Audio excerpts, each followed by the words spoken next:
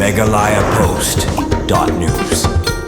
Meghalaya Biodiversity Board MBB rungkat kajing trilang bat ke Indian Youth Biodiversity Network IYBN hanan kasngi kelapenlong ya kajing Rakhe kasngi Kyrpang belatip kum ke International Clouded Leopard Day belapenlong ha Conference Room Sylvan House kabadai ke Head Office jong ketenat Forest Hasilong kani kajing Rakhe kadai rusi benta halor kajing penkre ya kawaina ke project belatip kum ke Conservation of the Clouded Leopard Neophylis nebulosa in non-protected areas of Meghalaya kum belapen pau ketika project kadai rusi benta ban ajing kai Kyrpang sekipat ba na kabenta ban shemi kilat Bani daya way na kikinjamran balatip kum Khla Thapsim ubaki khot hakaktiin na way Clouded Leopard balatip pat baru kum street animal jongga cila Meghalaya. Hagani kasungi lapan ikir pangru ya kirukam pentrikam ya ke project balapan ini wanra ada kesamla Eliezer Marbanyang kabadai ke member ke India Youth Biodiversity Network Meghalaya chapter kabalapan syairu ahlor kitong bat kijing pentrikam ya kini ke project kabagi pai kmat Kyrpang bani daya tiu jat merat balatip hakaktiin nang way kum Clouded Leopard. Hagani kijing Rakhe lapan longru ya kijing yakop dro jingdro ni airong bat kikana lengkot ke badai Kyrpang kijing Ïada kabak Kyrpang ikimrat Khla Thapsim baru bangimdai ban penyap ni penjot ya kijaka syong jakasa jongki. Hagani kasungi lawan simenta langru kinong mikmat na ki Biodiversity Management Committees BMCs bahkan tup ya ke komiti na samantang yang maudar mausyun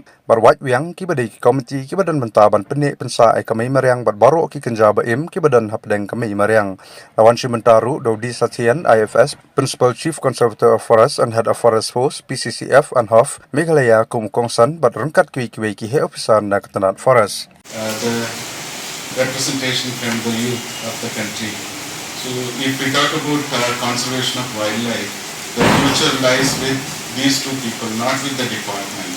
The future of wildlife conservation or conservation of the natural resources lies with the local people and the youth of the country.